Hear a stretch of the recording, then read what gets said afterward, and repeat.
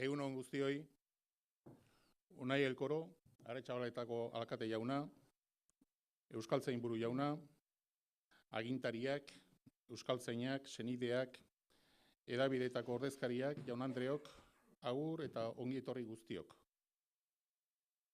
Euskaltzaindiaren idazkero ordean naizenez gero, Miriam Urkiaren sarrera hitzaldiaren nondik norakoa azaltzera natorkizue. Unai Elkoro, Aretxabaletako alkate jaunaren ongi etorria eta Andres Urrutia Euskaltzainburuaren agurra entzun aurretik, Euskaltzaindiaren barne erregelek sarrera hitzaldiaz diotena irakurriko dizuet. Harrera batzarra ageriko bilkura berezia izango da. Hasteko idazkariak bilkura zertarako den aditzera emango du laburki. Berehala bi euskaltzain, aurkezleetariko bat eta sarrera hitzaldia azken egina duen euskaltzainkidea, joango dira euskaltzain berriaren bila. Batzatorkian sarrarazi eta mahairaino lagunduko dute. Eta han buruzagiak adierazdi zaionean, bere hitzaldia irakurtzen hasiko da. Horren hurrengo erantzun behar duenak irakurriko du berea. Bukatu ondoren, denak zutik direlarik, euskaltzainburuak gaia euskaltzain aitortuko du. Eta berorrek hitza emango du euskaltzaindiaren xede eta helburuei eta euskaltzain izateari dagozkien eginkizunak zintzo eta leialki beteko dituela. Eta euskaltzainburuak agiria eta ezaugarria emanez, eskua hertsiko dio. Anaitasunezko erakuspen hau beste euskaltzain guztiek ere egingo diote. Barne erregelak 74.8 artikulua.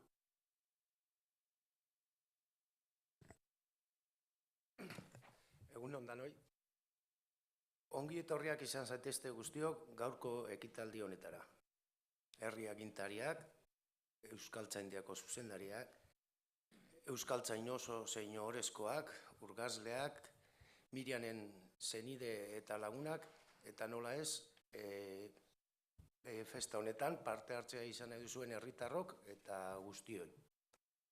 Ongi etorriak eta mila esker danoi. Udazken aldera dei bat jaso nuen euskaltzaindiatik. Ilusio handiz entzun nuen Miriamek sarrera hitzaldia Aretxabaletan egiteko nahia zuela. Hasieratik nire prestutasuna adierazi nien bai Erramoni, baita Miriani bera ere. Aukera ezberdinak aztertu ondoren hemen gaude, Arkupeko Saraia aretoan ekitaldi hontako protagonistaren zain. Ohore handia da niretzat, Aretxabaletako alkate izanik, herri honetako alaba den Miriam euskaltzain osoa bilakatzea. Euskaltzaindiaren 100. urteurrena ospatzen den urtean gainera. Irailean, Eusko Ikaskuntzaren 100. urteurrena ospatu genuen Oñatin. Han izan zen Aretxabaletako ordezkaritza bende bat dela eta baita iaz ere. Handik gutxira euskaltzaindia sortu eta gaur 100 urte igaro ondoren, orduan ereindako hasiak fruitua mundu. Atxabaltar bat euskaltzain oso. Eta gaur, atxabaltar hori da protagonista, beraz, ni ez nahi luzatuko barriketan. Ziur bainaiz bera entzuteko desiatzen zaudetela. Andres Urrutia euskaltzainburuak egingo du Mirianen agurritzaldia, baina berari hitza eman baino lehen, berriz eskerrak eman nahi dizkizuet, egun handi hau Mirianekin elkarbanatzera torri zarien danoi. Mila esker eta egun on bat izan daigula danok. Mila esker zuri.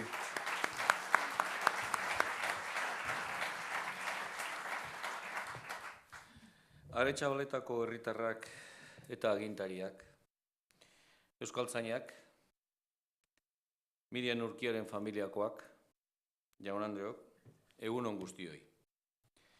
Esan eta idatzi hoi da, hasieran izan zela hitza, berba.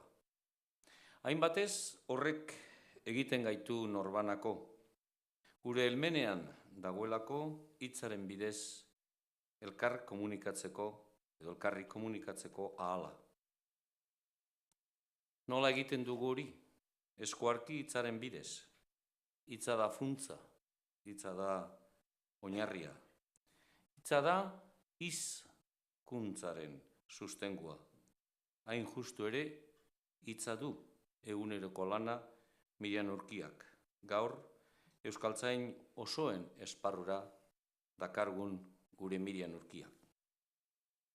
Hitza eta horrekin batera, hitz molde desberdinak, hitz zaharrak, hitz berriak, hitz borobilak, hitz lehorrak, hitz maitagarriak.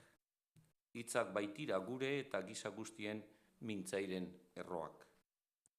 Hitzak koloreak ditu, hitzak zaporeak ditu, hitzak usainak ditu, baso hitzak, lehorreko hitzak, kresaldun hitzak. Eta hitz hoiekin guztiekin, hizkera, hizkuntza, euskara, gure ahomietan egunero erabiltzen duguna. Hitzak biltzen, aztertzen, sailkatzen, gizarteratzen diardu Mirian Urkia euskaltzain oso berriak. Lexikografia, halako izena jarri zioten aspalditik zientzia horri. Eta izenarekin batera, izana ere bai. Izen lagunak, izen ondoak, ad hitzak.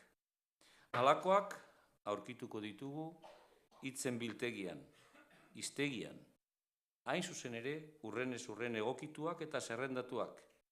Hitzen erabilera, premiazko dugunok, modu txukun eta errazean eskura izan ditzagun hitzoiek. Urteak daramatza Mirian Urkiak horretan, dela auzein, dela euskaltzaindian. Jakin izan du gainean eguneango teknologia berriak erabiltzen. Horra bada, euskalgintzaren belaunaldi berrien erakusle bikaina, bera, hain zuzen ere. Orain dator, haren txanda. Orain dator, haren hitz aldia. Joan daitezela mesedez bi euskaltzain oso, Xavier Kaltzakorta eta Sagrario Aleman, horren bila, eta ekar dezaten gure artera, haren hitzak entzun ditzagun.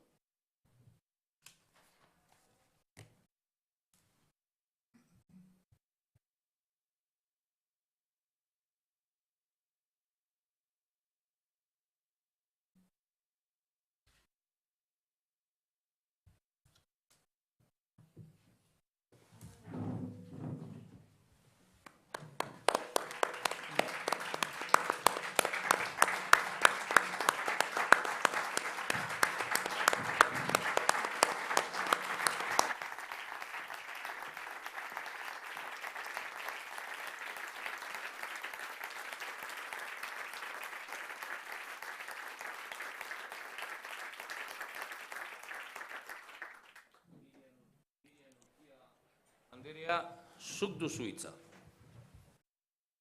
Alkate jauna, euskaltzainburu jauna, agintariak, euskaltzainak, lankideak, lagunak, atxabaltarrak, senideak, etxekoak, egunon guztioi. Ez dira gauza asko bizitzan behin bakarrik egiten direnak, eta horietakoa dut gaurkoa, zuen guztien aurrean sarrera hitzaldia egitea. Besoak zabalik hartu naute euskaltzainek eta ezagutu ostean, are zailagoa eta ausardi handiagokoa egiten zait zuen aurrean mintzatzea. Baina iritsi da eguna eta aurrera egitea besterik ez dut. Euskaltzaindiaren araudiak agintzen duenez, bi dira sarrera hitzaldian euskaltzain berriaren betebeharrak. Bata, ordezkatzen duen euskaltzaina gogoratzea. Bestea, hartu duen gaia azaltzea. Lehenengo betebeharra dela eta, araudiak ez ezik, bihotzak ere eskatzen dit, Joan Mari Torrealdairen aipua egitea. Ez dut gainera ordezkatzen, 29. aulkia berarekin partekatzen baizik. Joan Mari Torrealdai nabea, Bizkaiko foruko semea, 1975ko ekainaren 27an izendatu zuten euskaltzain urgazle, eta 2007ko azaroaren 30ean euskaltzain oso. Ez dut Joan Mariren ibilbidea azalduko, teologian eta informazio zientzietan lizentziaduna dela, edo zientzia politikoetan eta soziologian doktorea, ezaguna duzuelako eta gainera joko lukeelako. Luzea bezain emankorra baita Joan Mariren ibilbidea. Baina gaztetxotan Arantzazura joan izanak bere bizitza markatu zuela esango nuke. Jakin ezin baita Arantzazu gabe eta are Torrealdai gabe ulertu. Euskal liburugintza, bibliografia eta zentsura izan ditu eta ditu ikerketa gai nagusi. Azkue biblioteka eta artxiboko ohorezko bibliotekaria ere bada. Uzein hasi berri nintzela ezagutu nuenik. Artean ez nituen 25 urte izango eta garai hartan ategorritan zegoen jakinera EBS korpusa osatzeko material bila joan ginen batean, hantxe topatu nuen hainbatetan baliatutako euskal idazleak gaur liburu mardularen egilea, Jakin aldizkariko zuzendaria. Hori zen nik garai hartan, gazte eta ez jakin biztan denez, nuen bere erreferentzia nagusia, ia bakarra. Bakarrik esango dizuet, Jakineko bazkide egin atera nintzela etxe hartatik eta gaur arte. Baina Joan Mari, euskalgintzan eta kulturgintzan arlo askotan ikusi izan dugu bere onena ematen beti. 2003an bere honen hori kentzen saiatu baziren ere. Halako itzala duen Torrealdai handiaren ondoan beraz, ulertuko duzue txiki eta sarrion handiak beinola esan zuen moduan, soinean gabardina handiegia banerama bezala sentitzea. Errespetua, eskerrona eta miresmena besterik ez ditut Joan Marirentzat, eta 29. aulkia berarekin partekatzeko ohorean. Ikasturte biribila aurtengoa, Euskaltzaindiak 100 urte, Euskara Batuak 50 eta Atxabaltako ikastolak ere mende erdia. Euskaltzaindia Arantzazun hemendik oso gertu Euskara Batuaren nondik norakoak eztabaidatzen ari zen bitartean, Atxabaltako guraso talde bat herrian ikastola abian jarri nahia zebilen, ilusioz beteta eta zalantzarik ez dut buru gogor. Nire mintzaldiarekin hasi aurretik, eskerrak eman nahi dizkiet orduko herritarrei, baina bereziki artean ume ginenon, ume gurasoei eta lehen andereñoei, egin zuten apustua ez baitzen makala izan. Gure aitari, norbaitek esan zion, ni alaba zaharrena izan da, ikastolara eramateko asmoaren berri izan zuenean, damutuko zela. Egunen batean, erabaki hori hartu izana aurpegiratuko niola. Bada ez dut plaza hoberik irudikatzen, gaur, nire herrian, zuon guztion aurrean, gurasoei kasurik egin ez izana publikoki eskertzeko. Eskerrik asko Aitxatama einako apustuagatik. Bai, ikastolakumea naiz. Eta orain bai, gatozen gaur hemen bildu gaituenera, sarrera hitzaldiaren gai nagusira. Hiztegitik kofradiara. Euskaltzaindiaren mendeurrenak atzera begira jarri gaitu aurrera zuzen egin ahal izateko. 100 urteko historia, mende bat euskara ehuntzen, etengabe behar eta garai berrietara egokitzen. Asko da bidean ikasia, eta horrek emango digu bultzada euskara finago ehuntzen jarraitzeko. Hiztegi kontuak izango ditut mintzagai datozen minutuetan. Hiztegi kontuak eta kofradia. Euskara ehuntzeko saregileak eta sare konpontzaileak beharko ditugulako. Bat, gaur arteko ibilbidea. Maixu Juan. Haren hauaz eta buruban desberguentza gogorrak esaten deustazuz. Peruk, ze berba da desberguentzia? Nik ez dakit, esan gurako dozu lotxabagek erixa, egizu bada berba euskeraz. Peru abarka, Juan Antonio Mogel. Euskaltzaindiak sorreratik aipatu izan du akademiaren hiztegiaren beharra, eta horren lekuko da 1920an Jaio Berritan hiztegi saila eratu izana. Saila sortu orduko hasi ziren lanean, besteak beste Seberaltu Beharrasatearrak prestatutako erderatiko hitzak, hitz barrixak eta antxina hitzak txostena eztabaidatzen. Orduko eztabaidaietako batzuk ia gure egunetaraino iritsi dira. Altube mailegui bide egitearen aldekoa zen erabat eta Azkue ere bai modu apalagoan bazen ere. Hauek Azkueren hitzak. Erdalitzak euskerazkotzat hartzeari ez deritzaiot egoki kutxan gurerik degula behintzat. Kaballoa, ta binagrea, ta kopeta, ta panaderoa, ta petxoa, ta beste 11 mordollokeri herrilauak, publiku sentziloak, esan ohi ditu ta guk publikutxo horri gustu emateko zaldiak hil egin beharrote ditugu. Ospina isuri, bekokia eta bularra estali, okinak arroztu. Barkatuko aldigu Azkue handiak, baina Euskaltzaindiaren hiztegian, kopetaz gain, petxu ere jasoa du akademiak, Gipuzkera eta Nafarrera markekin bada ere. Altubek, hitz mundu guztitarrak, nazioartekoak, politika, musika eta abar, bere horretan onartzea proposatu zuen, eta hori bai, onartu zuen azkuek horrela. Gehienak behintzat, iguin ezingira gabe sartuko nituke nik ere. Hotel, atxe eta guzti, garestirez baita. Ta kafe, etxea denean, kafetxe. Ta zurrut egiteko urbeltza bada, kafe esango nuke. Kape, nere herriko arrantzaleai, ta aketa azparren aldeko atxo edaleai utzita. Azparnen ez bide dute, akeita askorik hartzen egun, berriro ere Euskaltzaindiaren hiztegian gaur gutxi erabilia gisa markatua baita. Eztabaida horiek eta beste asko ibili zituzten akademiaren lehen urte haietan, irizpideak finkatu nahian. Azkueren zuzendaritzapean, gerraurrean, urteak egin zituen Euskaltzaindiak gaztelania euskara hiztegia osatzen, eta berriro heldu zio lanari gerra amaitu ostean salbide kondo jasoa duen moduan. Baina euskara hutsezko hiztegi baten arrastorik ez. 1956an oraindik ere abiatu gabea zen, hala eskatu baitzuen aita Bilasantek. Oraindik ez dugu euskara hutsez egindako euskal hiztegi bat, euskaldunari gauzen esanahiak bere hizkuntzan azalduaz, katalanek duten bezala. Katalanen hiztegiak 1932an ikusi zuen argia. Gurean baina, etzekiten nondik abiatu edo, hobeto esan da, denok etzetozen bat hartu beharreko bidean. Ara, Bilasantek berak arantzazun esandakoak. Lehen ere izan zan eztabaida, Euskaltzaindiak hitz berrien sortzaile izan behar duen, ala ez. Eta ezetzaren alde zeudenak uste dut gelditu zirela gaien. Hauen aburuz, idazleek behar dute bidea urratu.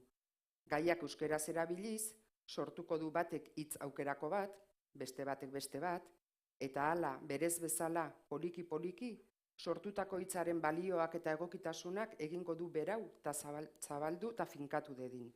Eta Euskaltzaindiak orduan, eta ez lehenago, hau da, zabaldurik eta onarturik daudenean, hitzok bere egingo ditu eta hizkuntzan sartuko. Bide ziurra eta zurra noski, baino luzeegia behar bada. Behintzat orain arte, idazle gutxi azaldu zaigu bidea urratu nahi duenik, eta halaxe gaude, idazleak Euskaltzaindiaren zai, eta Euskaltzaindia idazleei begira. Korpusaren aurrekaria da hau, zabaldurik eta onarturik daudenean, hitzok bere egingo ditu eta hizkuntzan sartuko, dio Bilasantek. Horixe da ba korpusa, erabilerak jaso eta bidea egin dutenak biltzea. Maila apalagoko zerbait, aipatu zuen Mitxelenak 1968ko Arantzazuko biltzarrean. Beharrezkoa dugu bederen hiztegitxo bat, ia ortografiarekikoa utxutxik. Nahitaezko badu ere hitzen esanahia laburzki adieraztea, zertaz ari den jakin dezagun. Eta eman zuen bere fruitua. Arantzazuko batzar hartatik, batasunerako hiztegi atera baitzen. Txikia, 625 forma. Baina garai hartarako lorpen handia. Aurrerago etorri zen 1975an 8 urte arteko ikastola hiztegia. 1784 forma biltzen zituena. Eta H letrari buruzko zerrenda ere Bergaran erabakita geratu zen 1978an, tartean hiztegitxo batzuk izan baziren ere. Baina Euskaltzaindiak ez zuen hitzen zerrenda multzo bat besterik. Hiztegigintza batzorderik ere ez. 1981an sortu baitzuen akademiak handik 2 urtera onartu eta abian jarriko zena. Ordurako, hiztegigintza modernoak hamarkada bat zeraman bide berriak urratzen, ez gurean. 1950an, Casaresek esana zuen, hizkuntza baten lexikoa biltzeko modurik zientifikoena, historikoa edo diakronikoa dela. Eta horren baitan baliatu behar zirela gainerako metodoak. Oso ondo ezagutzen zituen beste hizkuntza batzuetan landutakoak Casaresek. Eta Mitxelenak ere bazuen horren berri Arantzazuko biltzarrean autore hautatuak proposatu zituenerako. Gure mugetatik kanpo, hiztegiak egiteko modua aldatzen hasia zen, korpusetan oinarritzen hasita zeuden, teknologia, orduko teknologia, lexikografiara ere hurbiltzen hasia zen. Metalexikografiaz edo lexikografia teorikoaz hitz egiten hasiak ziren. Hau da, lexikografia ez da hiztegiak egitea bakarrik, hori lexikografia praktikoa da. Hiztegiari buruzko ikerketa egitea ere bada. Ordura arte, hiztegigintza produktutzat hartzen zen, ez zientziatzat. Zientzia hizkuntzalaritza zen, baina hiztegigintza artisautza lan baten emaitza, besterik ez. Hiztegien helburu pedagogikoa nabarmentzen hasi ziren Dibua anaiak bereziki. Hizkuntzari buruzko hutsuneak bete behar ditu hiztegiak, baina aldi berean objektu kulturala ere bada, gizartearen testigantza ematen baitu. Ez dut zalantzarik, 70ko hamarkadan indarra hartzen hasia zen lexikografia modernoaren berri ere bazutela hiztegigintza batzorde berriko kideek, Dibuatarren eta Ezgustaren 71ko lanak batez ere. Bestela ez baitago ulertzerik nola asmatu zuten egindako plangintza zabal bezain zehatz hartan, oinarrietatik abiatuta. Hala ere, urteak behar izan ziren, aurrelanak ez baitziren nola nahikoak izan, baina ondo ezarritako zimenduek beti dakarte uzta ona, epe luzera bada ere. Batzorde sortu berriak, hasteko, maileguak nola egokitu eta euskarak hitz berriak sortzeko zituen baliabideak finkatzeko irizpideak zehaztu zituen LEF batzordearen bidez. Oinarriak ezarri zituen beraz, eta irizpideen lanketarekin batera, erabileraren berri emango zuten korpusak osatzen hasi ziren. Bai, estreinakoz, korpusak azaldu ziren akademiaren baitan, bai eta euskararen baitan ere, gure mugetatik kanpo erabiltzen hasita zeudenak. Garai honetan sortuak dira orotariko euskal hiztegia, orduan euskal hiztegi nagusia izendatu zutena, eta 20. mendeko euskararen korpusa urtetan EBS gisa ezagutu duguna. 80ko hamarkadan ezarri zituen egungo egoerara ekarri gaituzten zimendu sendoak, lexikologiako irizpideak eta korpusak. Azkuek eta Altubek 1920an hasitako eztabaida haiek hemen bukatu ziren neurri handi batean, bai eta Bilasanteren kezkak ere. Oinarriak ezarrita, berriro ere hiztegiaren beharra jarri zuten mahai gainean, horretarako ere sortua baitzen hiztegigintza batzorde berria. Baina kanpoan zebilen hiztegigintza maila horretara iritsi aurretik, euskal formen ortografia bera erabaki beharra zegoen, alegia hiztegiaren aurretik ortografia hiztegia bideratu behartzen, hau ere Mitxelenak aipatua zuena. Horrela, 1981an, Zalbidek 10.000 20.000 hitz inguruko ortografia hiztegia bideratzea proposatu zuen, 50.000 iritsi nahi zuenik ere bazen. Euskara batuaz dihardugunean ere, hainbat hitz eta esapide justu nola idatzi behar den ez dugulako jakiten zioen. Bide ziurra eta zuhurra, baina luzea Bilasantek esango zukeen bezala. Eta urte horretan bertan, Sarako biltzarrean, hiztegigintza batzordeak landutako hiztegi batua lanketa eta onespen prozedurak dokumentua onartu zuen Euskaltzaindiak. 2000. urtean, 9 urteren buruan, ikusi zuen argia 20.000 forma biltzen zituen hiztegi batua gisa ezagutzen dugun hiztegi ortografikoak. Eta orduan hasi zen Euskaltzaindia Europan eta mundu zabalean ia 4 hamarkada lehenago abiatua zen hiztegigintza modernoa aplikatzen. Orduan hasi zen Euskaltzaindiaren hiztegia osatzen, datu gordinetatik hiztegirako bidea egiten, alegia. Bidea ez da erraza izan, ez da laburra ere, baina hasierako kezkek, eztabaidek eta ametsek badute erantzuna eta etorkizunerako bide horria idatzia. 2. Euskaltzaindiaren hiztegia, zimendu sendoak, korpusak. Iturri zaharretik edaten dugu, ur berria edaten, hitz bizia aditzen, beti berri den hitza, betiko hizkuntza zaharretik. Oxanton Hartzen. Orotariko euskal hiztegian dugu abiapuntua, hori da gure oinarria. Eta hori baliatu du Euskaltzaindiaren hiztegiak berak etxea zimenduetatik eraikitzen hasteko. Honen oinarri izan zen hiztegi batuak hala jarri baitzuen abian egun bizirik dirauen bidea. Atzeak erakusten baitu aurrea nola dantzatu. Iturri zaharretik datorren ur berria, alegia. Horiek ere behar ditugu egun Euskaltzaindiaren hiztegian gure altxorraren parte baitira. Hor dugu abiapuntua, baina 20. mendean sortu zen akademia. 20. mendean edatu zen euskara irakaskuntzara, lan mundura, komunikabideetara, administraziora eta mundura. Orduan eskuratu zuen ofizialtasuna, ez euskararen lurralde osoan tamalez. Orduan izan zen euskarazko ekoizpenaren pizkundea. Eta horrek ere osatu eta indartu ditu gure hasierako zimenduak. Atzo goizekoak dira hauek gaurkora ekarri gaituztenak. Horren lekuko da 20. mendeko euskararen korpusa. Etxearen lehenengo solairua atontzen lagundu diguna, beheko solairu nagusia tradizio urrutiagokoak osatua baitzuen.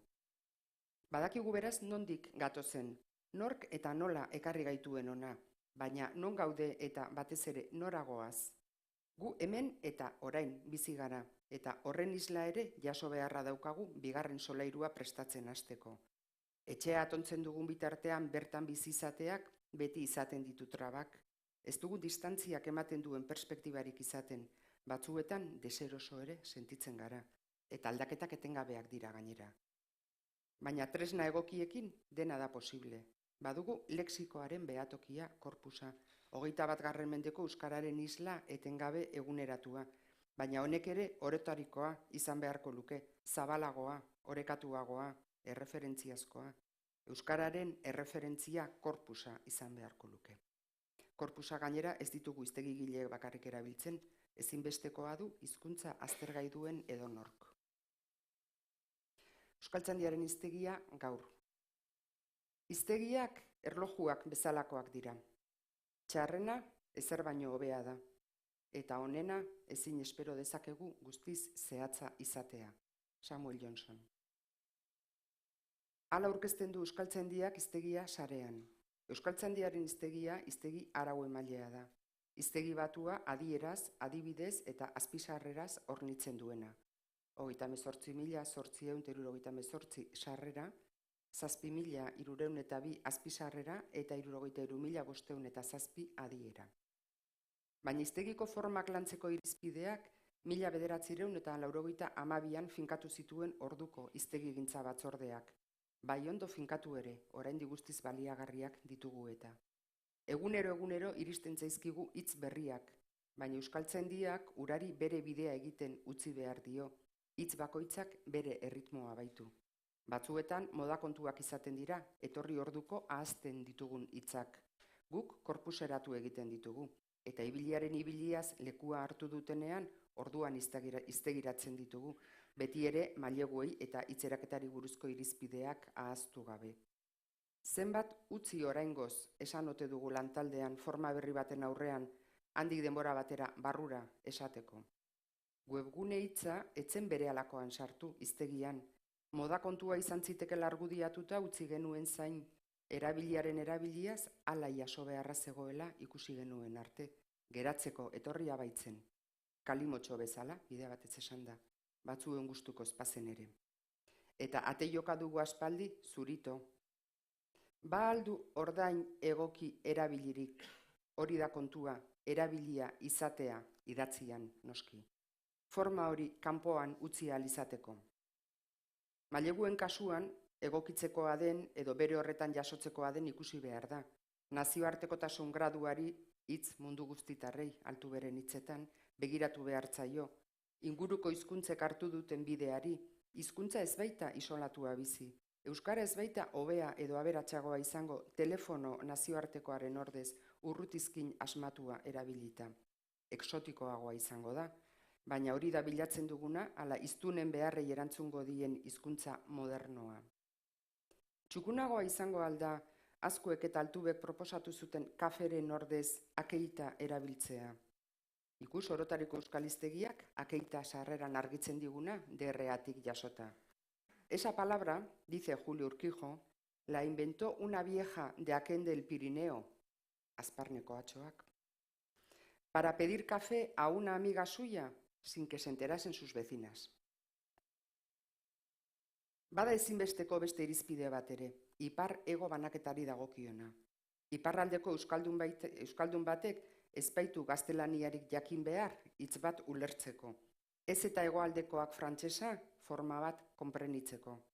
Eta hor gorde behar da, bai ala bai, oreka, batzuetan ia ezinezkoa bada ere. Nola ditugu bestela gasolina eta ezantza hiztegian.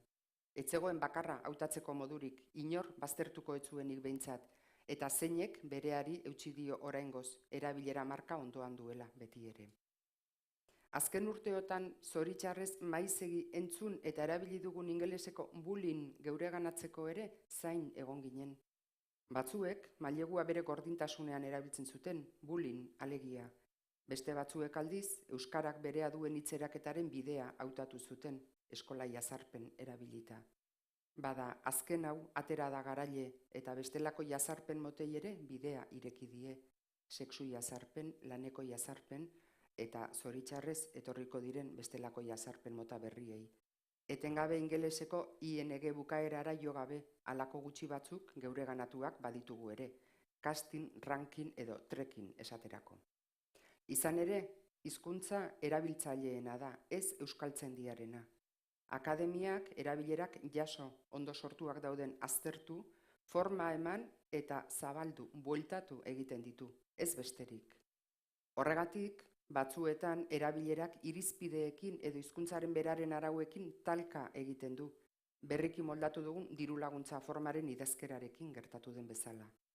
Erabiltzaileek ondo argudiatutako eskaerak kontuan hartzen ditu akademiak, eta hala dagokiola ikusten duenean, atzera egiten ere badaki, berriro ere euskara erabiltzaileena baita, ez araugileena. Eta euskaltzaindiaren lana ez da hitza hiztegian sartzen denean bukatzen, erabiltzaileak hitza bere egin eta erabiltzen duenean baizik. Lexikografia ez delako artisau lana, kanpoko faktoreak ere bere egin behar dituelako. Horrek akademiaren malgutasuna erakusten du gainera eta gizartearen zerbitzura dagoela islatzen. 2000 urterako zehaztu zituen euskaltzaindiak hiztegia bera osatzeko irizpideak, makroegitura eta mikroegitura, garaiko estandarrak kontuan hartuta. Sarreren deskribapen linguistikoan 3 osagai hartu behar dira kontuan, morfologikoa, sintaktikoa eta semantikoa.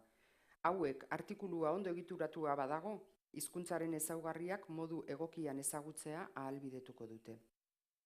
Sarreraburuak eta azpisarrerak nola banatu zehaztua zegoen lehendik, hiztegi batuaren garaitik, baina definizio eredua eta horrekin batera adibidetegiaren garrantzia finkatu zen, maiz adibideek lagunduko baitute definizioa eta erabilera argitzen. Eta horrekin batera, ohar gramatikalak, euskalki erregistro edo erabilera markak, jakite arloa, edadurazko edo irudizko erabilerak eta erreferentziak nola landu ere zehaztu behar izan ziren. Eta hori guztia oso modu xehean landuta, beti ere erabiltzailearentzat ulergarri izan behartzuela ahaztu gabe. Horiek guztiek esan da, ezer ez da betiko, are gutxiago hiztegia. Moldatzen eta eguneratzen ez den hiztegiak ez du deusetarako balio. Lexikografia ez da zerrenda alfabetikoan esanahia jasotzea bakarrik, alderdi psikologikoa eta soziologikoa ere kontuan hartu behar da. Gizartearen zerbitzura, behar errealei lotua egon behar du. Horregatik da hain garrantzitsua etengabe berrikustea. Gizartea aldatuz doa, eta halabeharrez hiztegiak ere egokitu beharra dauka. Familia ereduak ez dira duela urte batzuetakoak. Bikote harremanak pertsonen artekoak dira, ez gizonen eta emakumeen artekoak soilik. Ezkontzak ez dira elizaz bakarrik egiten. Erlijio eta arraza aniztasuna gure gizartearen parte dira egun, eta hori guztia islatu behar du hiztegiak. Amaginarreba ezkontidearen ama da, ez senarrarena edo emaztearena. IESa egoera klinikoa da, eta giza-immunoskasiaren birusa ez da gaitza, infekzioa baizik. Eta azkuek erabilitako azparneko atxoen kontua ez da egokia. Atxo hitza markatua baita, gutxiespen balioa du eskuarki, eta ezin erabil daiteke adinekoren sinonimo oso balitz bezala. Baina jaso beharra dago, helburu didaktikoa ere baduelako hiztegiak. Horregatik daude lagunartekoa, peioratiboa edo bestelako erabilera markak. Erabili egiten diren neurrian hiztegiak jaso egin behar dituelako, baina argi adierazita nola erabiltzen diren eta beraz nola ez diren erabili behar. Sexuak, jatorriak edo adinak ez dutelako berizkeriarik behar, ez da hiztegian ere. Azken eguneratzeak lagunarteko, behe mailako eta herri mailako hainbat forma berri ekarri du, bat edo beste asaldatu dutenak gainera, bokata esaterako. Bada zerbaiten seinale, maila formalari eutsita ere, bestelako erregistroetan normalizatzen ari baita euskara batua. Batua, bai, erregistro hauetarako balio ez duela diotenentzat, hemen kontrako argudio bat. Hiztegiak lexiko orokorra du helburu, ez terminologia, zentzu ertzian hartuta. Baina erabilera arruntean hitz teknikoak etengabe erabiltzen ditugu, erabilera arrunteko terminoak diren neurrian. Eta horiek ere jaso behar ditu hiztegiak erabilgarri izango bada. Oso espezializatua direnak terminologoen ardura dira, hor dago uzeiko lankideek hasiera-hasieratik kudeatzen duten Euskalterm banku publikoa. Baina Euskaltzaindiaren hiztegiak ere halako asko behar ditu, batzuetan espezializazio markarekin jasotzen baditugu ere. Tinpano hitzak esaterako 3 marka desberdin ditu, 3 espezialitatekoak.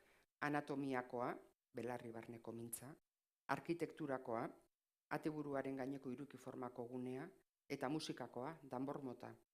Informazio hori guztia eskaini behar du hiztegiak baliagarri izango bada. Berandu hartu genuen lexikografia modernoaren trena, baina iritsi ginen eta ez genuen eserleku txarra hartu gainera. Baina hori guztia aurretik oinarriak ezarri zituztenei zor diegu. Treneko errailak prest utzi zituzten eta baita abiadura handikoa hartzeko ere. Geure esku dago aurrerantzean egiteko dagoena, eta horiek ez ditut isilean gordeko, lan batzuk hasiak baditugu ere. Badira osatu beharrekoak, azpizarrerak kategoriaz osatzea, edo garai batean hobe marka zuten sailkapen moduko bat egitea, guztiak ez baitziren bigarren mailakoak, euskalkiak ere tartean ziren eta txikikeriak aurrekoek egindako lanaren aurrean. 3. itzulia hastean ordura arte arautua zegoena korpusean balidatu genuen moduan, ezarpena abian jarriz, ez litzateke txarra izango, orain dugun eskuarteko korpus handiaren kontra berriro ere probatzea, ea bide honetik goazen oraindik ere, erabiltzaileen oharrek ideiak ematen badizkigute ere. Eta nola ez, hiztegia goitik behera lematizatu eta estekaz josi behar dugu berandu baino lehen, barruko nabigazioa errazteko. Julio Casaresek hitz bat bilatzeko aurrena hitz hori aurkitu egin behartzela zioen. Bada lematizazioak bidea arinduko du. Izan ere, Casaresek berak dio, el diccionario de la lengua es la obra más difícil de consultar porque no tiene índice. 1921 esandakoak, duela ia mende batekoak. Onaino iritsita, 56.000 formatik gorako euskal hiztegi arau emailea adieraz eta adibidez hornitua izatea, ez da hutsala. Horretarako ia 100 urte behar izan baditugu ere, baina honek ez du etenik.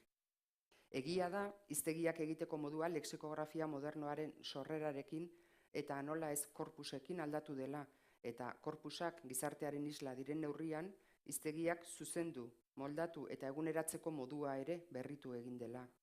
Horrez gain, hiztegiak erabiltzeko modua teknologia berriei esker aldatu da azken urteotan, eta horre guztiak eman du aukera bilaketa aurreratuak bideratzeko eta batez ere barruko kontrola geure gain hartzeko.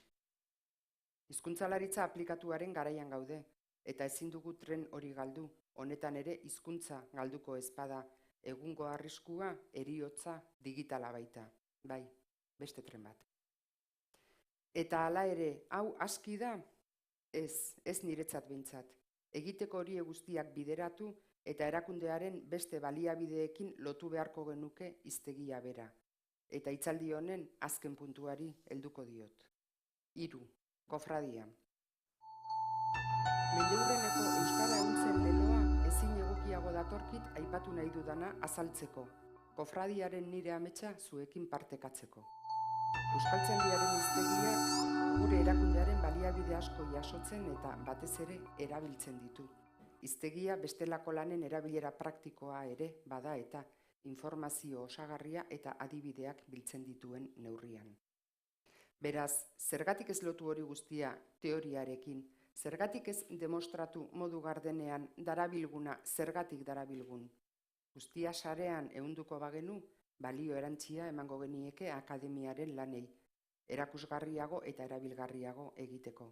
Gardentasunaren garaian gaude, sare ehun ditzagun edukiak ere. Euskaltzaindiaren hiztegia aitzindaria da, hiztegia osatzeko baliatu dituen oinarriak erakusten.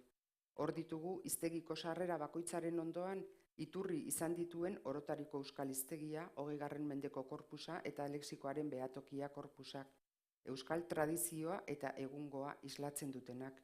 Baina ez hori bakarrik, hiztegiko formak erabakitzeko baliotu dituen irizpideak, izandako eztabaidak eta erabakiak ere biltzen ditu hiztegi batu oinarridunak. Bada, lexikoaren alorrean iturri gisa erabili ez diren, baina osagarri izan daitezken bestelako baliabideak ere eskaini beharko genituzke aurrekoekin batera. Alegia, lexiko berezituen atalean ditugun zientzia eta teknikaren hiztegi batua, oinarrizko hiztegi juridiko parlamentarioa eta literatura terminoen hiztegia batetik, bai eta euskal hiztegi historiko etimologikoa ere, prest izango denean. Dialektologiaren esparruan, euskal herrizkeren atlasak hiztegian jaso diren forma ugari biltzen ditu, euskalkietako aldaerak bereziki. Eta horiek guztiak mapa batean islatuta ikustea guztiz argigarria da, egun modu automatikoan egiten bada ere. Bi proiektuok zein bere bidetik osatu badira ere, ahozkoaren eta idatziaren arteko koherentzia maila uste baino handiagoa dela erakusten dute gainera. Aipatu berri ditudan haue guztiak bilduta, Euskaltzaindiaren Iker saileko hiztegigintza eta dialektologia atalak saretuak izango genituzke. Gehienak eskura ditugu, sarean kontsultagai, baina hiztegitik abiatuta ikusteko aukerak aberastu egingo luke guztia eta sendotasuna eman egiten dugunari. Euskalkiak, jakite arloak, kategoriak, taxonak eta bidalketak osatzen eta fintzen lagunduko lukete. Eta diodan bide nabar, kontrako bidea ere aberasgarri izango litzatekelakoan nago. Honek eduki guztiak lotzea eskatuko luke. Lana da, baina ez ezinezkoa, eta emaitza oso aberasgarri izango litzateke, koordinazioaren kontrola indartuko lukeena gainera. Euskaltzaindiaren hiztegiak gramatikari buruzko informazioa ere eskaintzen du. Ez dira gutxi gramatika oharrak dituzten formak, eta horietatik arau solteetan argitaratuetara edo eglu liburukietako azalpenetara joateak, testuinguru zabalagoan kokatuko luke hiztegiko oharra zein azalpena. Are gehiago, oraindik araurik edo proposamenik ez dagoen kasuetan, iaztik eskura dugun euskara batuaren eskuliburuak ematen dituen azalpen garden bezain praktikoekin lotu beharko litzateke hiztegiko azalpena. Adibidetegia zabala da oso, eta hor islatzen dira Euskaltzaindiaren arauak, gomendioak eta irizpideak, zein bere aldetik ditugunak bide batez esan da. Izen propioz josia dago hiztegia. Onomastika eta exonomastika inon aplikatzen badira, adibidetegian da. Izen horiek eodarekin eta nola ez ekorekin lotzea aberasgarria litzateke oso, gure adibidetegia arau horien aplikazioa delako. Ahoskera ere aipatuko nuke gustura, arau orokorra dugu oraingoz eta bere bidea egingo du, baina sarrerak entzuteko aukera behintzat aztertu beharko genukelakoan nago. Bistakoa da, saregilez josia dago Euskaltzaindia. Zein bere aldetik bere sarea ehuntzen, hau da, arautzen. Armi-arma sare handi bat osa dezakegu Iker sailekoen artean. Eta horrekin batera ez ditzagun Jagon saileko lagunak ahaztu, sare konpontzaileak. Sareak oraindik erabat bukatu gabe ditugu eta ez ditugu makalak geurean, Jagonet eta Euskara Batuaren eskuliburua. Azken honen arrakasta ikusita, agerian geratu da gure sareek oraindik ere zuloak dituztela. Eben modu argian didaktikoan jasotzen diren azalpen horiek ere zinez argituko lukete hiztegian erakusten duguna eta erreferentzia bibliografikoek hiztegiari berari sendotasunare handiagoa emango liokete. Kofradia bat da amesten dudana, saregileak eta sare konpontzaileak batuko dituena. Eta izan badugu, Euskaltzaindia, baina guztiak erabat saretzea besterik ez da falta. Nire ustez, halako ehuntze lan batek berez ekarriko luke koordinazio handiagoa izatea ere. Ez dezagun ahaztu gure akademiaren helburua zerbitzua eskaintzea dela, baina 21. mendean gaude, eta bere halako zerbitzua ere beharrezkoa da, benetako beharrei erantzun nahi badiegu behintzat. Sare konpontzaileek prestatu beharko dute bere halako eta behin-behineko erantzuna, ondoren saregileek behin betiko lana buru dezaten luzamendutan ibili gabe. Honela, zintzo eta azkar erantzuna ahal izango diogu txantxetan esan izan den zalantza non euskaltzaindia han horri. Eta hala egin behar du gizartearen parte izaten jarraitu nahi badu. Baditu horretarako baliabideak, badu ezagutza eta badu itzala euskal gizartean. Erantzun diezaiogun bada gizarteak gugan jarri duen konfiantzari. Bukatzeko. Garaiak aldatu egin dira. 2016an paperetik sarerako jauzia egin genuen hiztegian, eta berehala banakako produktutik sareko lan bateratuagoetara. Baina gehiago egin dezakegula uste dut. Teknologia berriak eskura ditugu. Horiek geure zerbitzura daude eta baliatu egin behar ditugu. Hizkuntza teknologien aroan erabat murgildu beharra dauka akademiak aurrera egingo badu, eta dituen baliabide guztiekin zer ez luke egingo. Gizartea aldatu eginda, hiztegiak egiteko modua aldatu eginda. Egin dezagun urrats bat aurrera eta presta dezagun egungo eta biharko beharrei erantzungo dien eduki integrala. Baliabide teknologiko berrietan oinarritutako edukiak, askotarikoak. Hiztegi ortografikotik abiatu ginen, adieraz eta adibidez hornitu genuen, 21. mendera ekarri dugu. Zergatik ez guztia integratu. Duela gutxi, lantaldeko kideok orotariko euskal hiztegiari ikasi dioguna ekarriko dutona bukatzeko, Toribio Etxebarriari hartuta. Beretzat, neure antzera barrualdekoa izan da, kofradia hitzak kostaldekoaz bain beste adiera bat ere badu eta. Kofradixakua danak kandelia jasoko dau. Eskerrik asko.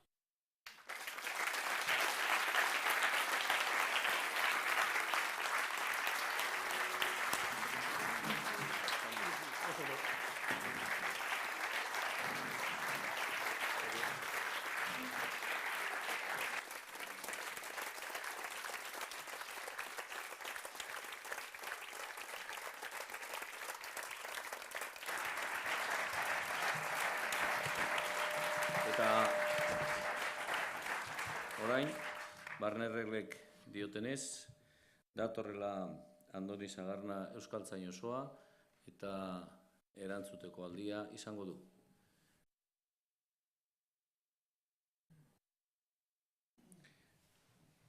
Andoni Sagarna jauna, zuk duzu hitza. Eskerrik asko. Alkate jauna, euskaltzainburu jauna, euskaltzainok, Mirianen senideok, lagunok, herritar guztiok, entzuleok, egunon. Badator aire freskoa. Aurten euskaltzaindiak 100 urte bete ditu. Urte horietan gauzak asko aldatu dira munduan, Euskal Herrian, eta baita euskaltzaindian ere. Asko ez ezik, lastertasun handiz ere aldatu dira gauza asko gizartean.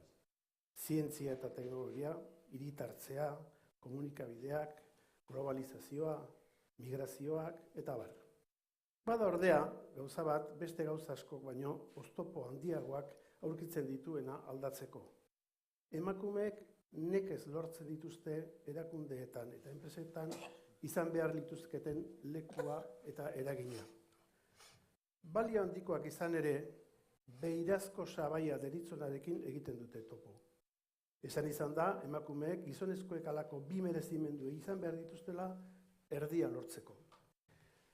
Euskaltzaindian ere, 73 urte behar izan ziren emakume bat, Miren Azkarate, euskaltzain oso izatera iristeko. Hurrengoak, Ana Toledo Akademiaren sorreratik 87 urtera, eta Aurelia Arkotxa Sagrario Aleman eta Lourdes Oñederra 88 urtera heldu ziren.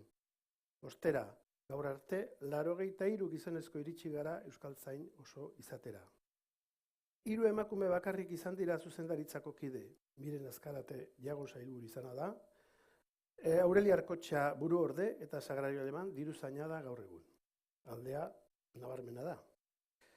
Gaur emakume batek sarrera hitzaldia egin duela eta egoki iruditu zait euskaltzaindiarekin erabateko edo besteko harremanak izan dituen merezimendu handiko zenbait emakumeren aipamena ona ekartzea, garai batean eta orain euskaltzaindiari ekarpenak egin dizkioten emakumeen gorazarrez. Merezi luketen guztiak ez ditu da aipatuko, ez da ere bakoitzaren xehetasun biografiko guztiak ere. Gehiago azpimarratu nahi nituzke, emakume horiek izan dituzten merezimenduak bai, baina baita ere izan dituzten oztopoak eta mugak baita ere izan dituzten jarduerak izateko eta ez beste batzuk behar bada nahiago izango zituztenak. Haien merezimenduak gizarteak aurrera bidean jarri izan dizkien oztopoak eta lantzen utzi izan dizkien esparruak azalatuko ditut hemen. Denboran zehar gauzak nola aldatu diren eta etorkizunari begira zer espero eta lortu beharko genukeen ere bai. Eta Miriam bilakabide horretan kokatzen saiatuko naiz.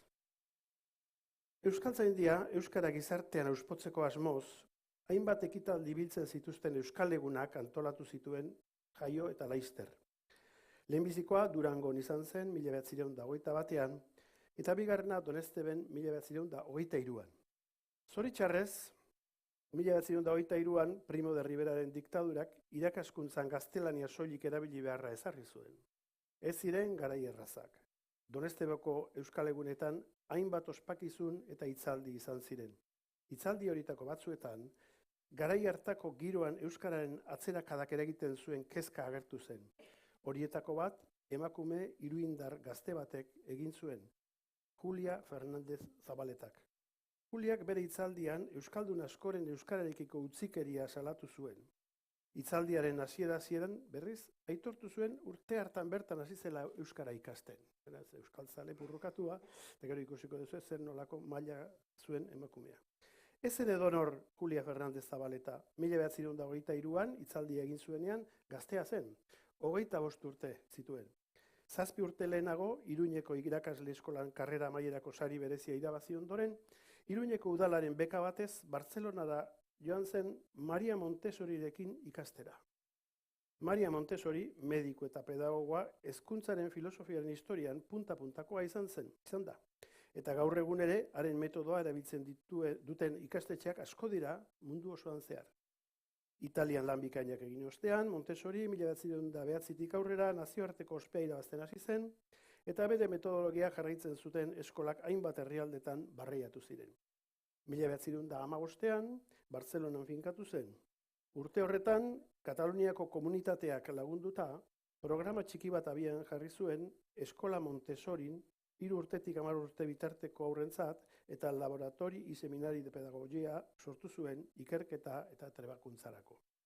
1916an nazioarteko ikastaro bat eman zuen, aurreko 5 urtean garatu zituen 6 urtetik 12 urte bitarteko lehen hezkuntzako aurrei gramatika, aritmetika eta geometria irakasteko material eta metodoez. Hantxe izan zen Julia, pedagogiaren aurrerapen modernoak ezagutzen. Iruñera itzuli zenean txosten bat egin zuen Iruñeko udalarentzat ikasi zuen metodoaz. Txosten horretan, Montessoriren metodoaren hainbat alderdi on aipatu zituen, baina hain gaztea izateko heldutasun handia erakutsiz, alderdi ez hainonak ere kritikatu zituen, bereziki hizkuntzaren tratamendua.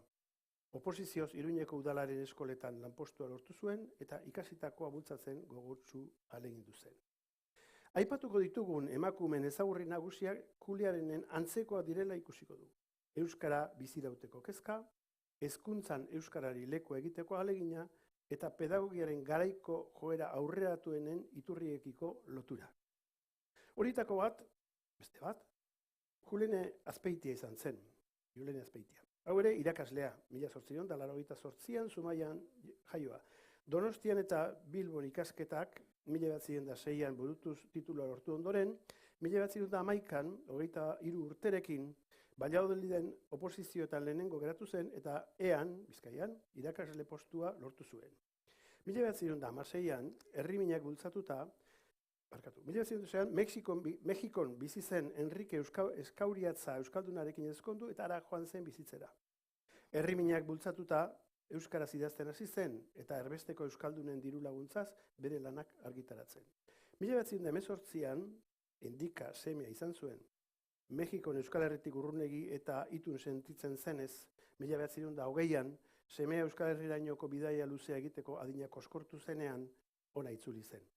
Urte berean, Ramon de la Sota abertzalea presidente zela, Bizkaiko diputazioak auzo eskoletarako irakasleak aukeratzeko oposizioetarako deialdia egin zuen. Julenek oposizio horietan ikastetxe horietako andereñoen zuzendari postua lortu zuen. Pozak ez zion asko iraun.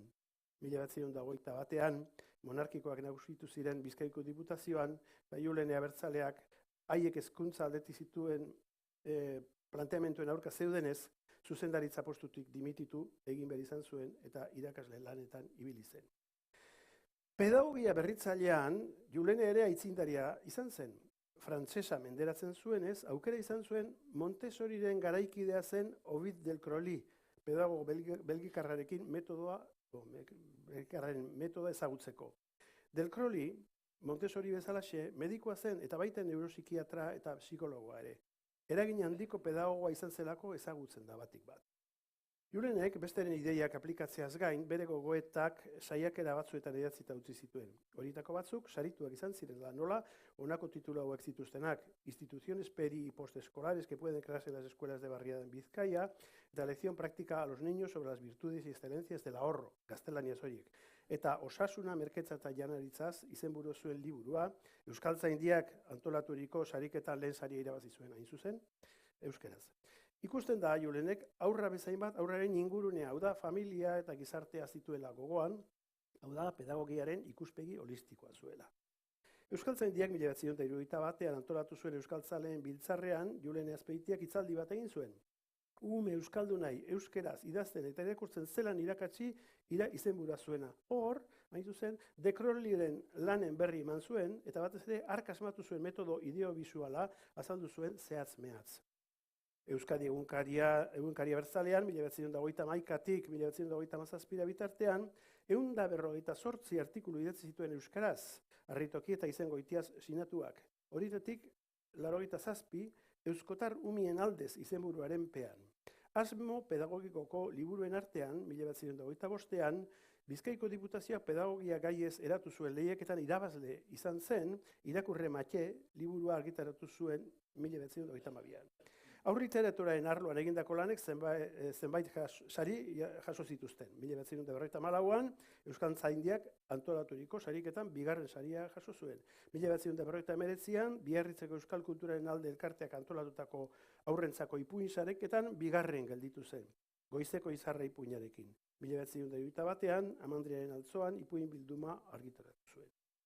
Emakume gure artean euren etorkizuna aukeratzeko izan dituzten oztopoak ikusarazteko ezin adierazgarriagoa da, iruditzen zait, Julia Berrojalbizen kasua. Hau, entzun ondo, oso adierazgarria da.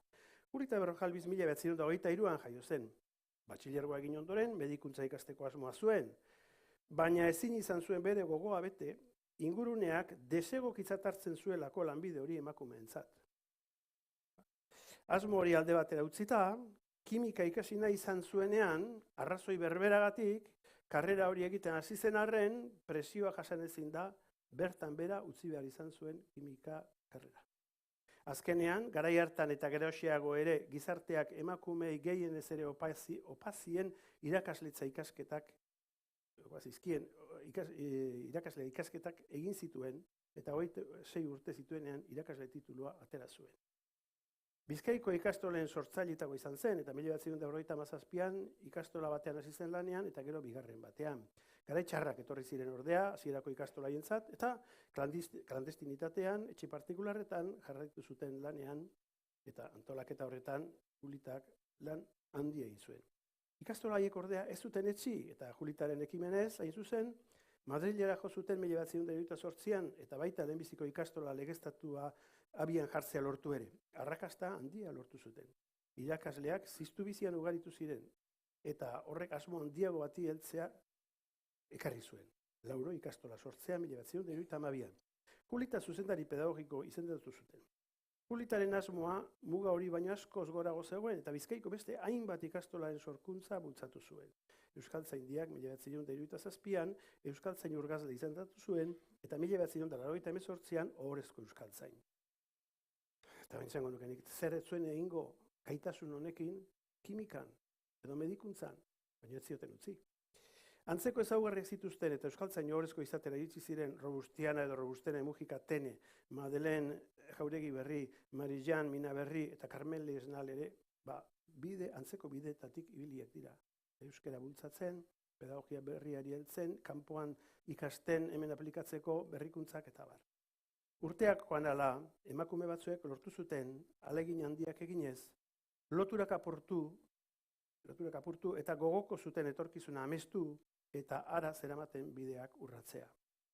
Karmel Errotaetxe, 1953an jaio zen, gerratik ihesi familia Frantzian babestu zen. Han egin zituen unibertsitatea aurreko ikasketak. Erbestealdia bukatuta, Euskal Herria itzuli zenean, enpresetan langile izan zen.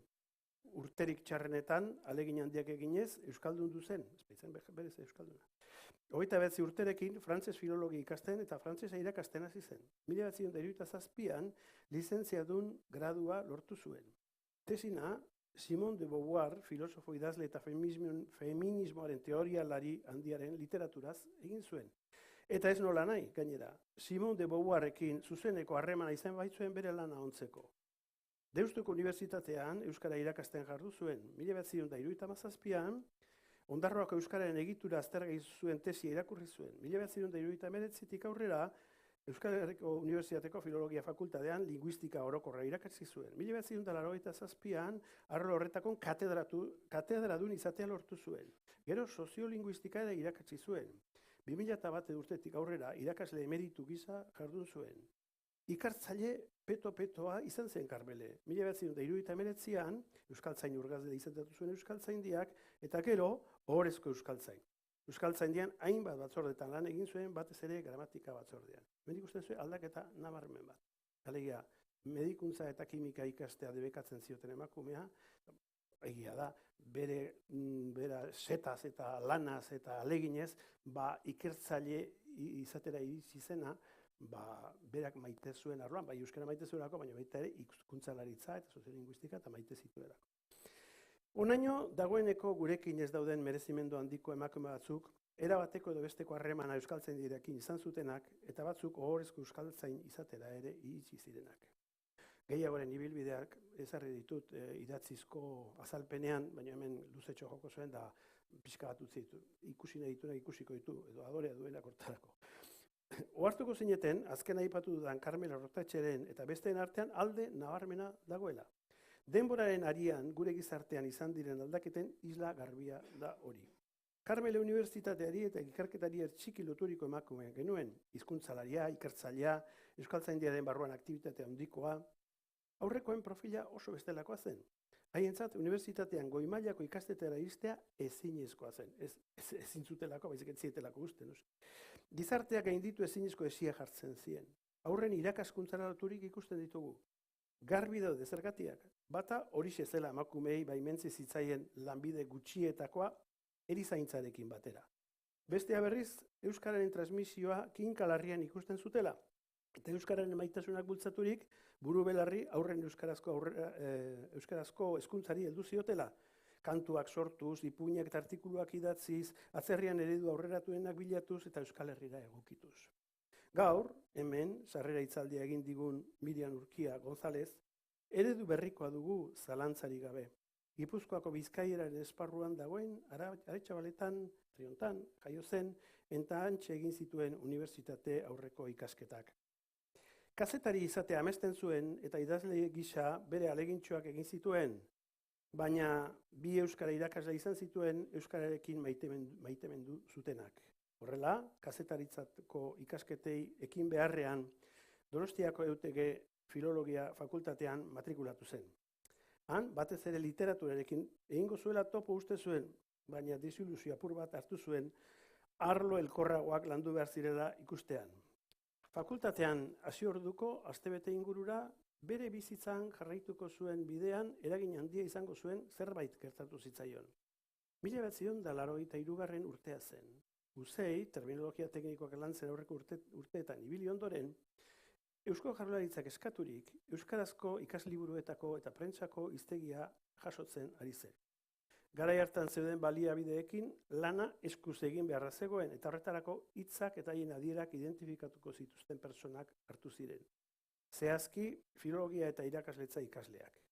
Mirian, filologia ikaslea zen, testuak irakurtzea eta hitzen kartoimezko fitxak betetzea zen eginkizuna. Esan genezake, lexikografian izan liteke lanik apalena zela ura. Nik uste oain gastronomia kontuetan dabiltzan nahi, perresila pikatzen jartzea modukoa. Benetan, literatura baino agitzez eskergabekoa noski lan hori. Baikorrago izatea zilegi baldin banu, esango nuke gaur goraipatzen den prestakuntza duala egiten ari zirela. Garai hartan zalantza asko genituen, artean Euskara Batuan gauza asko finkatu gabe zeuden. Zalantza horiek pilatzen eta tipifikatzen joan ginen, komatxo artean, duden fitxategia deitzen genion bilduman. Zalantzak, dudak, zirelako biltzen genituenak, eta hitz jolasa egiten genuen duden izlarriz, alemanezko hiztegi erraldoiaren izena iradokiz. Izan zikan ametxezkoa eta gure lana berriz egin beharrekoa.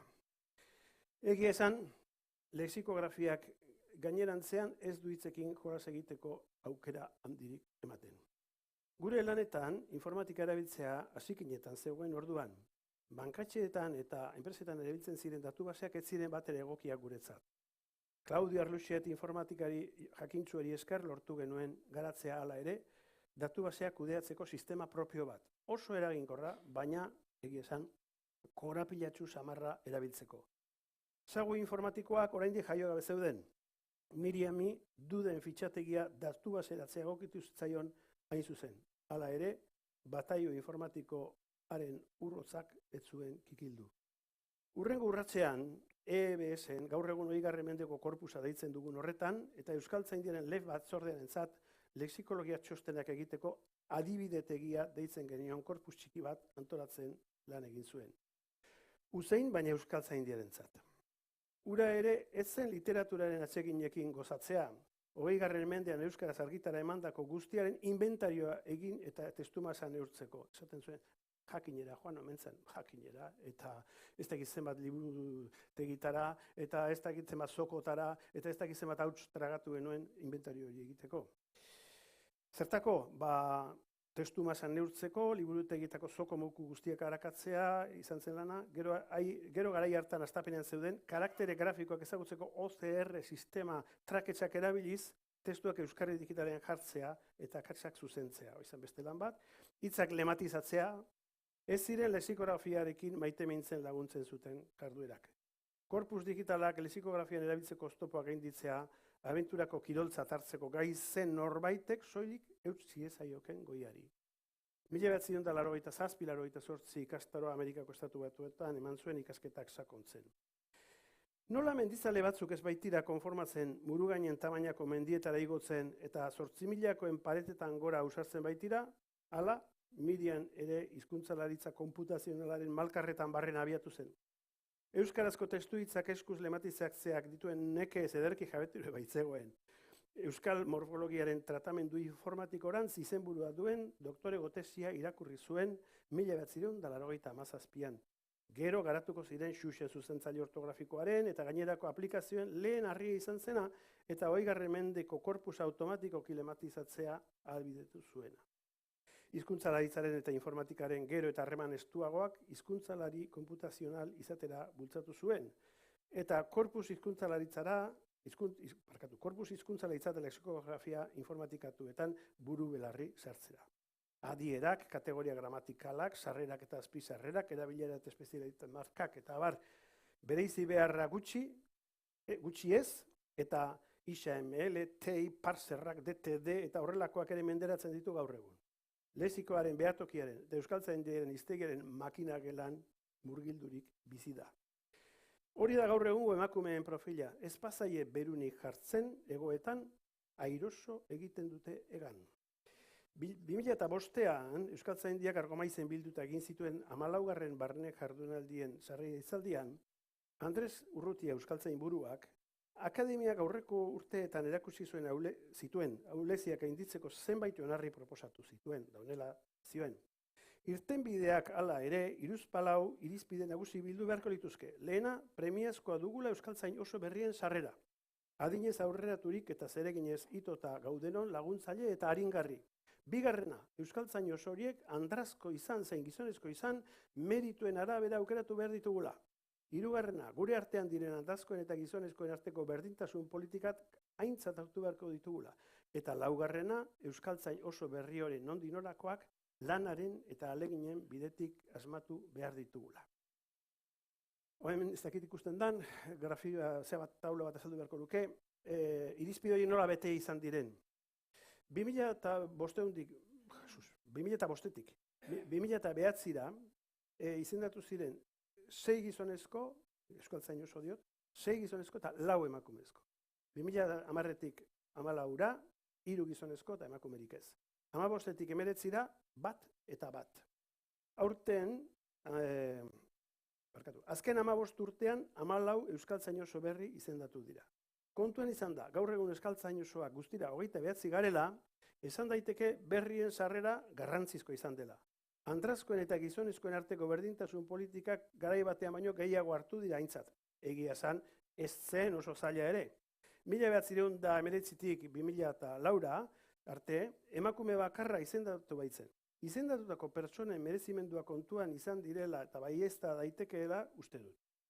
Beren biografiei eta euskaltzaindiaren jardueretan izendatuak izan aurretik izan duten partaidetzari begira. Aurrera begira, bidezkoa litzateke emakumeen kopuruak gizonezkoenarekin berdin zen joatea. Ez bakarrik gainera justiziazkoa delako, baita beharrezkoa eta naturala delako ere emakumeentzat eta gizonezkoontzat. Horretarako gauza bakarra egin behar dugu, oztopoak kentzea, batez ere gure burmuinetan sakon txertatuak ditugunak eta ateak zabaltzea. Ikusi besterik ez dago gizartean emakumeren lekuaz ideiak pixka bat aldatu direnean zer gertatzen ari den. Etorkizuna nondik norakoa izan daiteken erakusten diguten estatistika batzuk aztertzea nahikoa da hori ikusteko. Beste taula bat dator orain. Futboleko hizkera erabiliz, esan genezake euskaltzain osoen arrobia euskaltzain urgazleek osatzen dutela, bereziki batzordeetan lanean ari direnek. Gaur egun, 155 euskaltzain urgazle daude, batzuk aspaldikoak eta beste batzuk berriak. Hemen aipatu nahi den konturako. Garai batean, askotan, euskaltzain urgazleak izaten ziren, persona batzuk euskaren alde, gauza bat edo beste, edo asko egin zituztenak, eta aitortza moduko bazen besterik gabe, eta ikusten da historian zehar, ikusiz, hau izendatu zuten da gero zein zuen euskaltzainaren barruan, ez zuen parte hartu, garai batean batzorderik ere etzen, Bilasantek asmatu zituen arte. Gaur egun, egoera hori ez da horrelakoa. Orduan, gaur egun 155 euskaltzain urgazle daude, batzuk aspaldikoak eta beste batzuk berriak. Horietatik 37, alegia 125, emakumeak dira. 2005-tik ona izendatuko euskaltzain urgazleak 76 dira. Horietatik 22, 133, pixkatillo da, emakumeak. Parekotasuna zerbait normaldu da, baina ez asko. Hala ere, 1960-tik ona jaiotako euskaltzain urgazleak hartzen baditugu, hori dira 59. Horietatik 24, ia erdiak, hau da, erdiak, esan diteke, emakumeak. Beraz, belaunaldi gazteetan, aurrera joana da, emakumeak pisu handiagoa dutela. Eta merezimenduei begira zer ikusten dugu? 2 irizpide erabilitzakegu merezimenduak neurtzeko. Ikasketa maila alde batetik eta euskaltzaindiaren batzordetan duten partaidetza bestetik. Gogoan izan, Urrutia euskaltzainburuak 2005-an ipinitako 4. irizpidea euskaltzain oso berri horien nondik norakoak lanaren eta ahaleginen bidetik asmatu behar ditugula. Alegia, ez dugula egin nahi besterik gabe notableen galeria bat, baizik eta parte hartuko duen jendea eta lan egingo duena eta bere ekarpenak egingo dituena. Berriro ere, 1960-tik ona jaiotako euskaltzain urgazlei begira jarriko naiz. Adin horietako euskaltzain urgazleen artean, 26 dira lizentziadunak.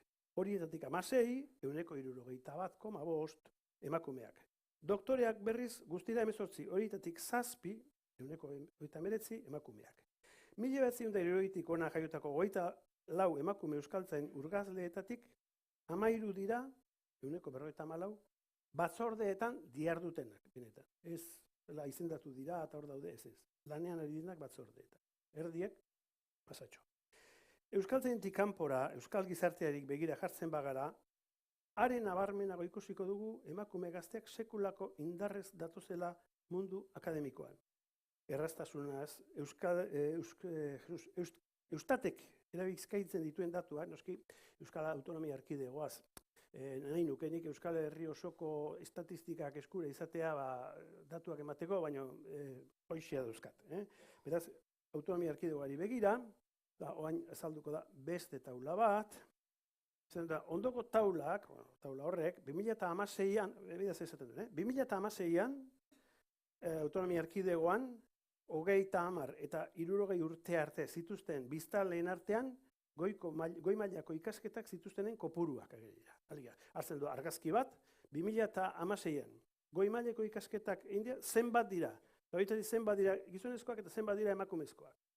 Hartzen baldin baitu zaharretik gaztera, 55-59 urte zituzten artean, unekotara joaten baldin bagera, gizonezkoa ziren 54,8 eta emakume 45,2. Beraz, emakume pixka gehiago. Kuten baldin bagea, gazteagoetara, 54,4, hor, gizonezkoak dira 47, emakumezkoak 52,6. 49 urtetik, 49 urte bitartekoak, gizonezkoak 44,8, emakumezkoak 55,2. 40 tartekoak, gizonezkoak 43,5, emakumeak 46,5. Azkeneko emango dut. 30 eta 34 urte bitartekoen artean, 40,4 gizonezkoak eta 49,6 emakumezkoak. Ia 60 dago gaur egun banaketa goi mailako ikasketa dituztenen artean. Eta beste datu batzuk. 2016-2017 ikasturtean, graduko, master ofizialetako eta doktoregoetako ikasketetan, ikastetxe publikoetan matrikulatutako ikasleen estadistika diauek. Ikasturte hortarako matrikulatu ziren, batzuk goi mailetan egera esan, doktoregoak, master ofizialak, graduak. Hartzen baditu gradukoak, zenbat diren kopuruak hor daude, eta eunekotan, ematen baldin baditugu, 45,3 gizonezkoak, 44,7 emakumezkoak. Master ofiziala eta berriz, hor parean izan zen, 50,8, 49,2. Doktoregoetan ere nahiko pareko. Eta guztira, hartzen baditu danak batera, emakumeak gehiago. 44, gizonezkoak 45. Datu guztiek erakusten digute emakumeak goi mailako ikasketetan nagusi direla. Andres Urrutiak 2005an aipatu zuen irizpidura alegia euskaltzain berriak andrazko izan, zein gizonezko izan, merituen arabera aukeratu behar ditugula, kontuan izatea nahikoa izango da emakumeek beren lekua izan dezaten gure akademian. Merezimenduak behintzat ez dira oztopo izango. Badator aire freskoa.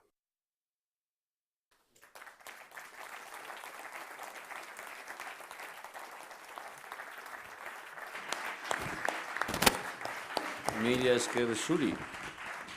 Eta orain, dator Sagrario Aleman zuzendaritzak idea, eta Arde Salaberak zina, euskaltzain oraindik ez osoari.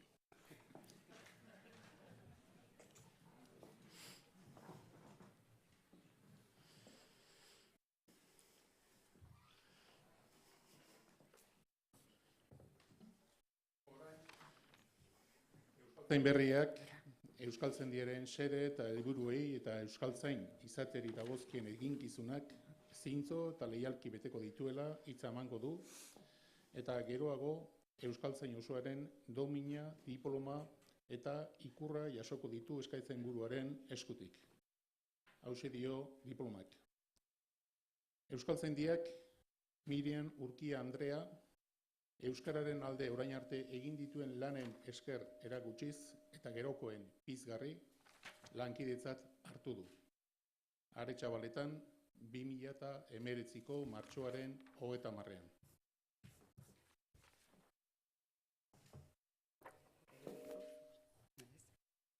Euskaltzaindiaren xede eta helburuei eta euskaltzain izateari dagozkien eginkizunak zintzo eta leialki beteko ditudala neure hitza ematen dut.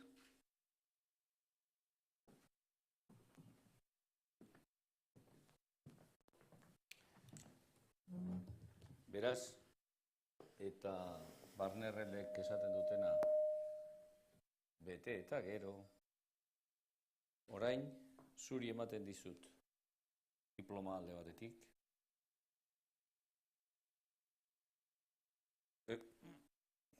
Lasai, lotuko da.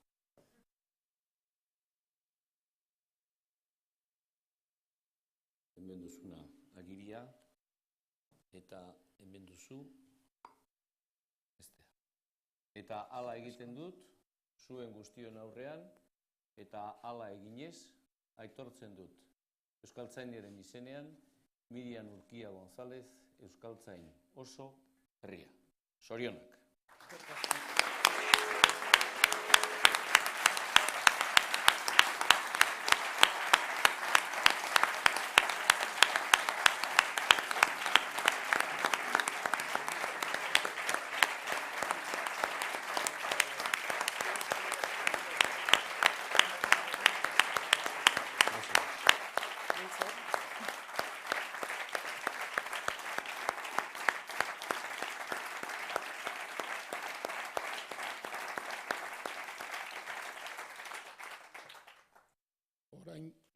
Orain gainerako euskaltzainak hurbildu eta banan-banan Mirian Urkia agurtzeko aukera izango duzue. Iristen diren bitartean, jakizue gaurko ekitaldiaren altxatu mestez da urreratu, alde horretatik. Hori tarte bat ere badu horretarako. Jakizue gaurko ekitaldiaren kronika irakurri eta argazkiak ikusteko modua izango duzuela Euskaltzaindiaren webgunean, euskaltzaindia.eus helbidean. Giltzatu egin duzu kartela. Beraz, orain euskaltzainak urreratu hala.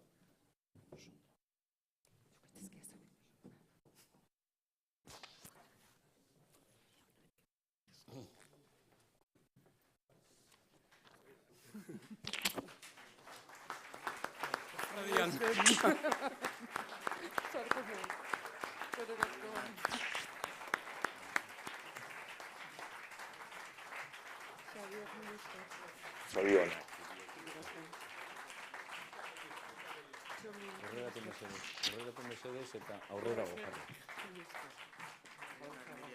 Edertain.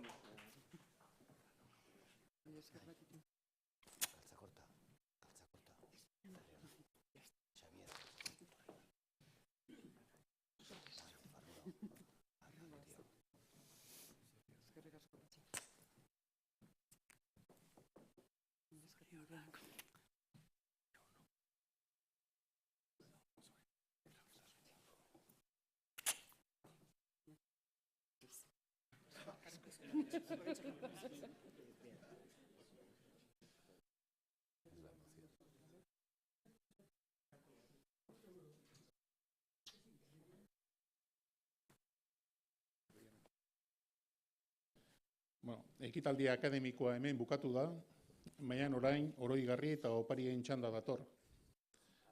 Opariak ematen lehena, Unai Elkoro, Aretxabaletako alkateak, oparia emango dio Aretxabaletako udalaren izenea Mirian Urkiari.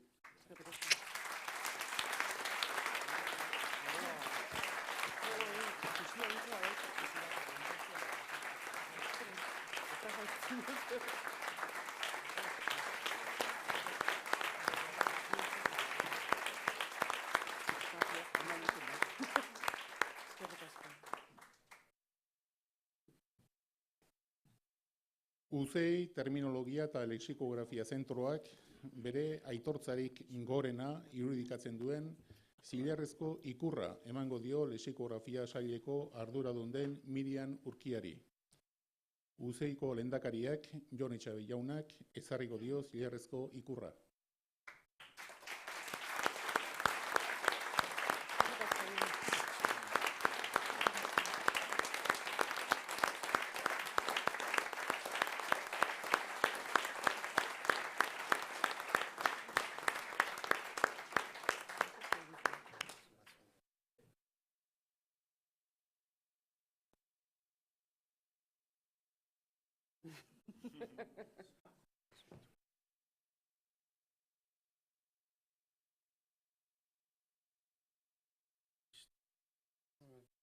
asko.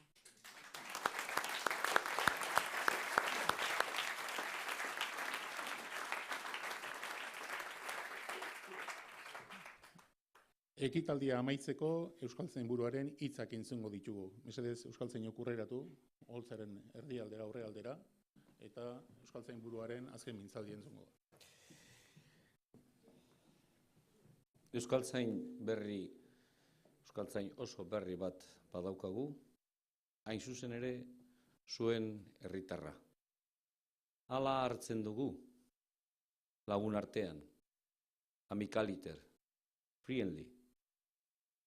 Sartu dut azkenean hitza. Eta nora dator?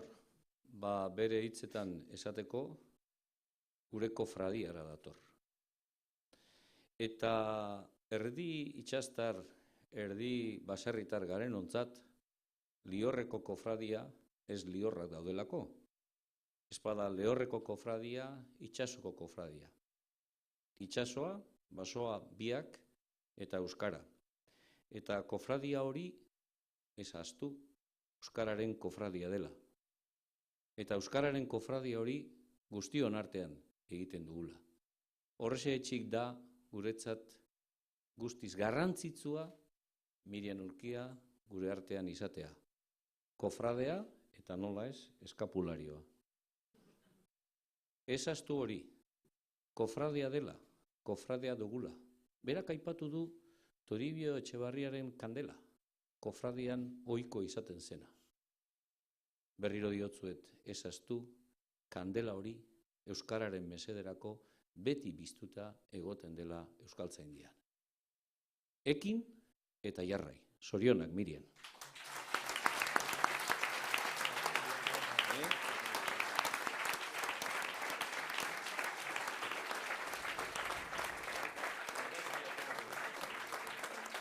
Bueno, oraingoan bai, ekitaldiari amaiera emateko, bertaratutakoak herriko plazaren erdialdera joango dira, bertan aurreskua dantzatuko baita, era berean argazkiak egingo dira, eta gero aho gozagarri arina eskainiko du udalak kulturetxeko erakusketa aretoan, gela honen ondoan.